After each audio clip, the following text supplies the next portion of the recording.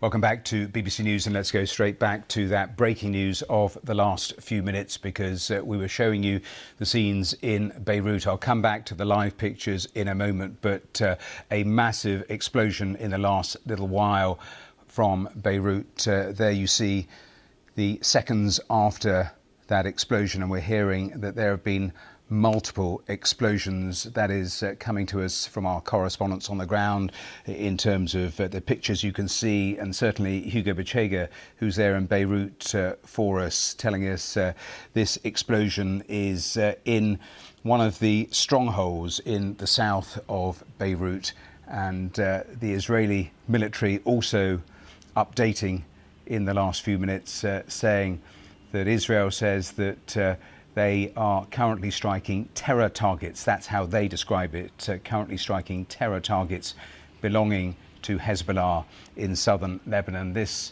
happened about, I would say, 5-7 minutes ago, and you can see just the skyline, Beirut, and the size of that explosion. And of course, it fits entirely with what we've seen in terms of tactics from Israel since Monday, the sorts of strikes, and of course the Lebanese authorities saying that between 700 and 800 people have been killed since Monday and the start of those aerial attacks on different targets in Lebanon. But we have seen that Hezbollah leadership directly targeted in multiple different attacks, but many of those attacks in Beirut itself. We saw this time last week one of the senior commanders and about a dozen senior figures of one particular unit killed in a strike also in Beirut, very similar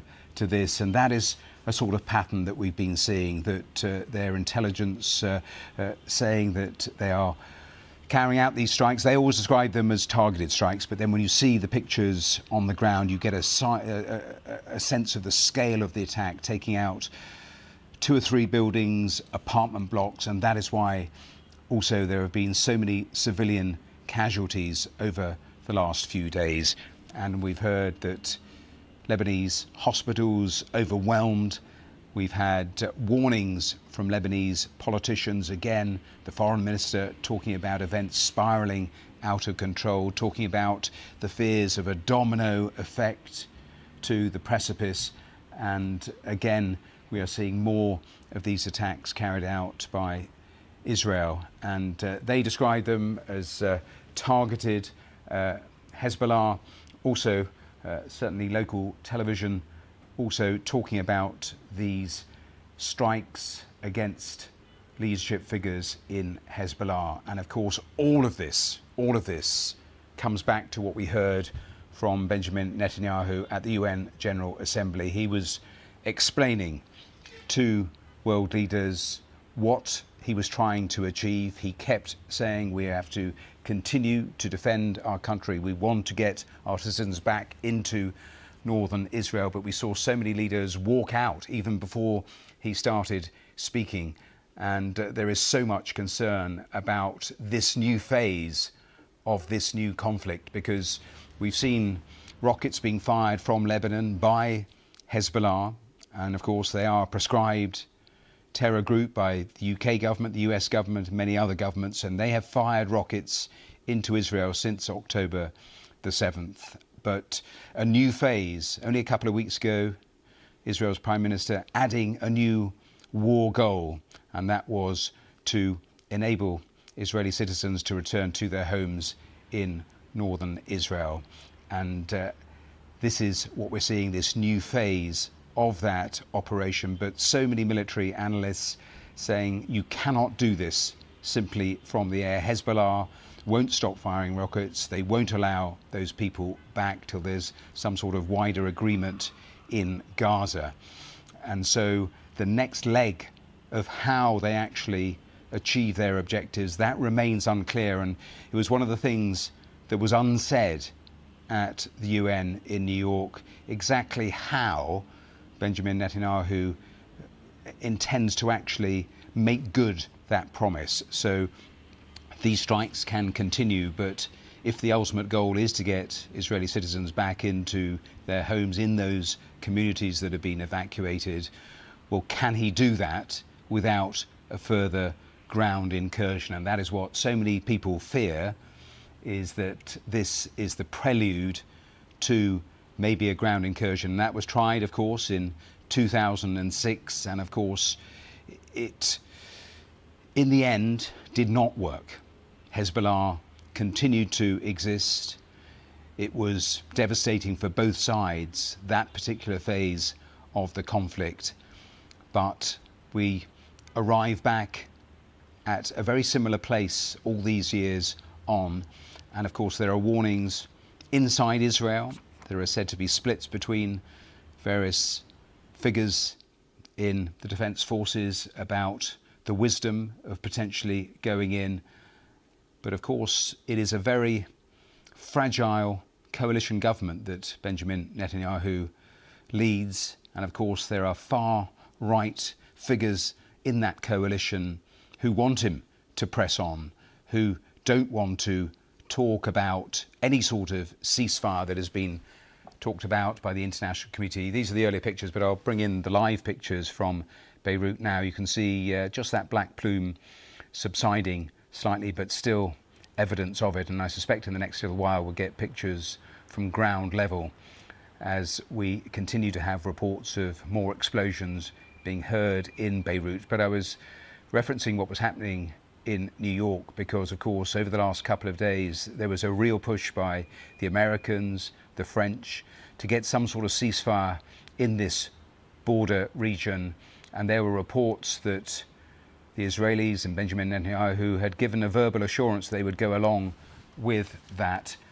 But then when Benjamin Netanyahu spoke for the first time about it, that was dismissed. And over the last 24 hours, new words have been put out, because certainly the Americans, surprised by what they heard from Israel's Prime Minister and the rebuff that it was.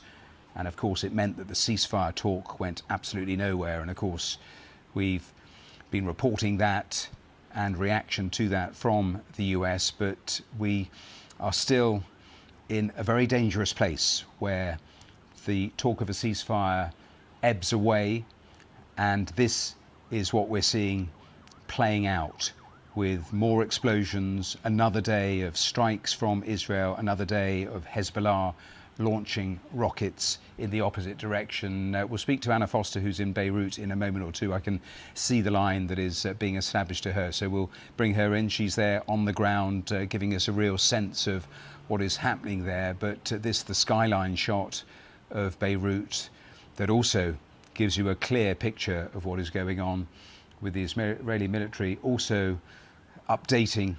They are very quick when we see these large explosions to say what they are trying to do, and they talk about a Hezbollah stronghold. As we return to the pictures from, just looking at the clock, about 15 minutes ago was when we had the first of these very, very large explosions. And so we continue to remain on this precipice where the Israeli foreign minister was talking about the real fears of a domino effect. But Benjamin Netanyahu, absolutely clear in what he was saying. He started that speech at the UN saying, "We are winning." That was what he was saying to world leaders in reference to Gaza. He talked about the huge numbers of fighters in Gaza, the Hamas fighters that they had killed. He talked about the infrastructure that they had destroyed. He talked about the tunnels that had been destroyed. And he said, we will continue. And again was talking about trying to wipe out Hamas completely. It is very clear that he does not want Hamas to be involved in any way in whatever happens in terms of reconstruction of Gaza. He couldn't have been clearer in those words he used about Gaza. But then he turned to what we're seeing in Lebanon. And of course, what we're seeing in Lebanon really turned into a completely new phase 2 Mondays ago, with those pager explosions, thousands of pagers exploding. Of course, what is believed to be a Mossad operation which targeted, had infiltrated their intelligence, their security, to somehow sabotage those pagers, make them blow up. And of course, those, 4,500 pagers have been circulated principally to Hezbollah fighters, but were also used by many other people there in Lebanon, and hence the number of casualties we saw. But that is when this new phase started. The pager explosions, that was followed the next day by the exploding walkie-talkies, and then just a few days later, the start of these aerial strikes that initially were around the border areas, were in the southern suburbs of Beirut, but also the southern part of Lebanon, and then peppered amongst them these huge strikes that have been conducted in Beirut itself. Well, I think we can bring in Anna Foster, who's in Beirut. We're pretty close to actually getting her on the line. She is just establishing, and of course, when things like this happen, communications get disrupted on the ground. But we've established the line now, and Anna, let me bring you in, because for the last 12-15 minutes we've been looking at the pictures of these huge blasts there in Beirut. You are there. Just describe to us what you've seen, you've heard, and what you're hearing about where this actually has taken place. Yeah, well, let me tell you, Matthew, first of all, it was a question of hearing, but also a question of actually physically feeling, because those blasts were so loud that you could actually feel them reverberating through. I was just in this spot here where you've spoken to me so many times over the last few days, and the sun was just setting, and then we heard very, very loudly these repeated blasts, maybe about 8 repeated blasts that absolutely split the air here in Beirut. And then just around the corner of the building that I'm on, we could see down to the southern suburbs, and a huge sort of plume, a great cloud of smoke that you've been seeing there on your pictures, rising into the sky, tinted by the setting sun. There were pinks and oranges, and I'm really just trying to, explain and express the size of that cloud, because we've seen, haven't we, again, pictures over the last few days of these columns of smoke rising into the air. But to actually see that here in central Beirut, I mean, there were even sort of car alarms that were going off in the street. Such was the force of that blast. Now, we know that it's in Dahir, which is in the southern suburbs, which is an area that I was in yesterday, because there'd been another of what Israel calls precision strikes on a building where they targeted yesterday one of Hezbollah's top commanders.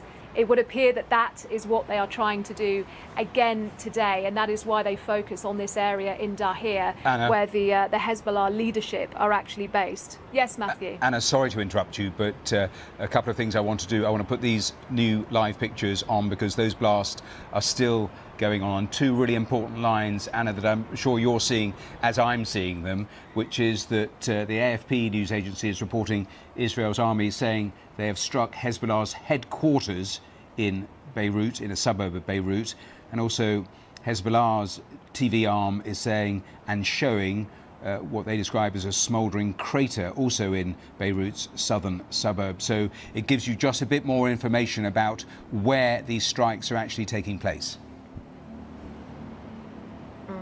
And even as we're speaking, Matthew, I'm looking at pictures that are coming through again on the Lebanese TV stations, things that people have filmed on their phone. Again, there's one that I'm just looking at now, which is, it just shows you the size really and the scale. And when I told you that we heard these multiple sounds, these multiple explosions, you can see them sort of joining together in the pictures that somebody's taken here on their phone, which is being played on Lebanese TV at the moment.